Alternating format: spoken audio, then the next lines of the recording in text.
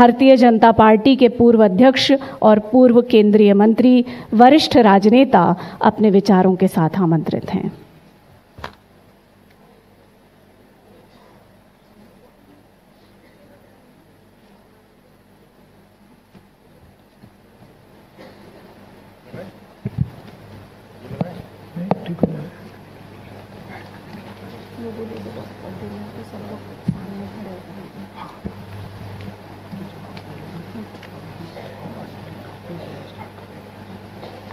भारत के पूर्व राष्ट्रपति सम्माननीय श्री रामनाथ कोविंद जी, आज के इस समारोह में उपस्थित श्री शरद पवार जी, श्री हरवंश राय जी, श्री खरगे जी, दिल्ली के उपराज्यपाल श्री दर्दा जी और श्री भागवत कराड़ जी, इस सभागार में उपस्थित देवियों, सज्जनों, सांसद मित्रों और आज के इस कार्यक्रम में जो सम्मानित किए जाने वाले ऐसे महत्वपूर्ण सांसदगण हैं, उन सबको मेरा सादर अभिवादन। सामान्य तौर पर ऐसे अवसर पर कोई वक्तृता का सवाल नहीं उठता है। ये एक अवसर है जो पिछले 2-3 वर्षों के अंतराल के बाद फिर से हमारे सामने उपस्थित हुआ है। शायद चौथा अवसर अब ये है, लेकिन उसके पहले भी ये कार्यक्रम बहुत सम्मान के साथ और स्वीकार्यता के साथ हमारे सांसद मित्रों ने उसको स्वीकार किया है, उसका स्वागत किया है। मुझे भी इसकी जूरी के सदस्य होने के नाते और इससे सम्मानित होने के नाते इस कार्यक्रम के विषय में बहुत अच्छी तरह से जानकारी है। एक ऐसी प्रक्रिया है जिससे जो एक तरह से किसी पार्टी से संबंधित नहीं है, सांसदों के व्यवहार से, वक्तृता से, उनकी कुशलता से, उनके कमिटमेंट से, इन सब को देखकर एक श्रेणी निश्चित की गई है और उसका बहुत, मैं कह सकता हूँ, निष्पक्षता के साथ उसमें चयन किया जाता रहा है।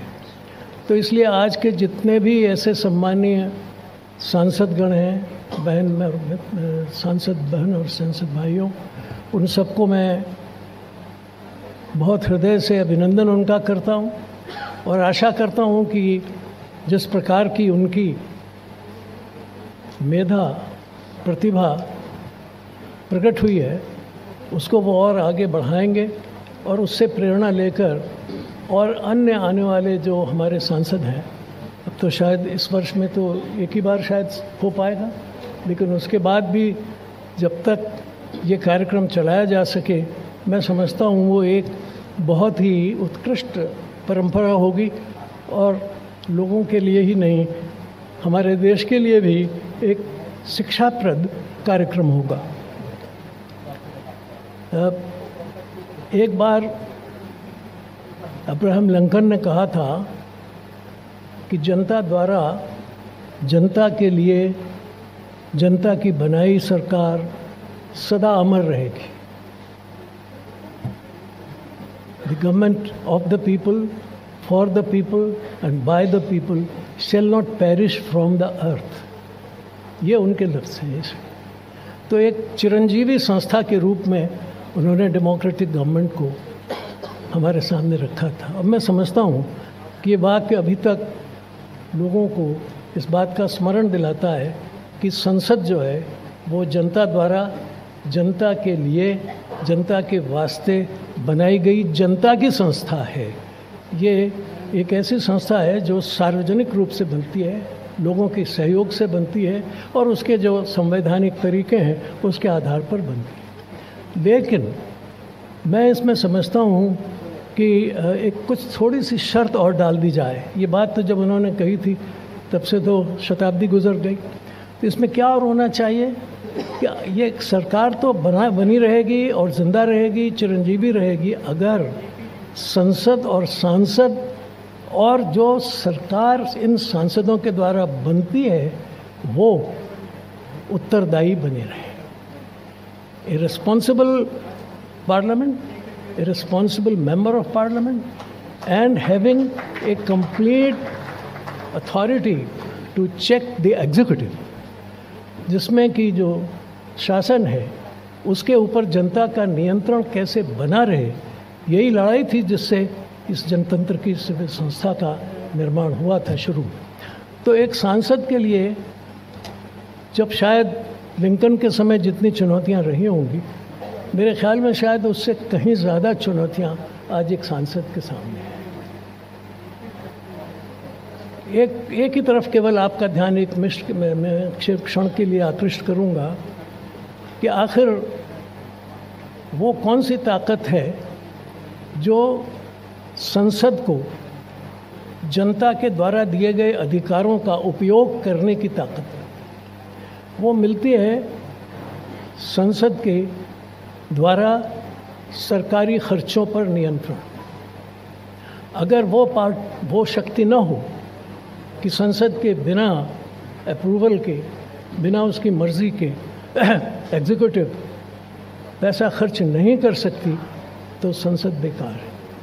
और इस पर बड़ी लड़ाई हुई थी, 200, 250, 300 साल तक किसी पर संघर्ष करता रहा कि आखिर सांसद होने से मतलब क्या है, मेरे पास अधिकार कुछ नहीं है तो मैं क्या कर सकता हूँ। और अधिकार सारे, ख़ासतौर पर वित्तीय अधिकार, द फाइनेंशियल पावर्स, वो अगर मेरे पास नहीं है और वो केवल एग्जीक्यूटिव के पास है तो फिर बेकार है, मैं तो कुछ कर नहीं सकता। तो ये एक बहुत महत्वपूर्ण बात है कि हमें इस बारे में ख्याल करने की ज़रूरत है कि क्या सांसद इस बात के लिए तत्पर रहते हैं और रहना चाहिए कि नहीं, कि जनता के द्वारा दिया गया पैसा जनता के लिए काम में लाया जाए। ये एक बहुत महत्वपूर्ण प्रश्न है जिसको मैं दूसरे ढंग से भी कहना चाहता हूँ कि आज कभी कभी मैं देखता हूँ कि सरकारें जो भी पैसा उनके पास आता है उसको एक नई विधि से आजकल खर्च कर रही हैं, और वो है पीपीपी, पीपल प्राइवेट। उसका अंकेक्षण कैसे होता है, ऑडिट कैसे होता है। पैसा सरकार का नहीं है, पैसा तो जनता का है। सरकार जनता की तभी तक रहेगी जब तक वो जनता के पैसे को जनता के लिए प्रयोग कर सके। आपने पास किया एक प्रावधान, उसमें एक बजट का प्रोविज़न रखा गया, ठीक है। कुछ दिनों बाद आपको पता लगा कि एक ऐसी स्कीम आई है कि जिसमें बहुत सारा पैसा उधर चला गया। उसका अंकेक्षण कैसा होता है, उसको ऑडिट कैसे किया जाता है, और ये कैसे पता लगाया जा सकता है कि जो पैसा उन पीपीज़ में लगाया गया है वो सही मायने में जनता के पास पहुंच रहा है और जिस काम के लिए दिया गया था उस काम के लिए पहुंच रहा है। ये महत्वपूर्ण कार्य संसदीय जो हमारी कमेटी है उनके द्वारा होता है, उस पर विस्तार से जाने की ज़रूरत नहीं। लेकिन जब ये संसदीय कमेटियाँ अगर सक्षम रूप से काम करें और नियंत्रण रखें तो सरकारें बेकाबू नहीं हो सकती। ये एक बहुत महत्वपूर्ण तत्व है जिसकी तरफ मैं आप सभी सांसद मित्रों का और अभ्यागत महानुभावों का ध्यान दिलाना चाहता हूँ कि वो पैसा जो कर के द्वारा आप देते हैं उसका उपयोग किस तरह से हो रहा है उसको जानने की शक्ति और उस पर नियंत्रण करने की शक्ति ये सांसद की सबसे बड़ी ताकत है।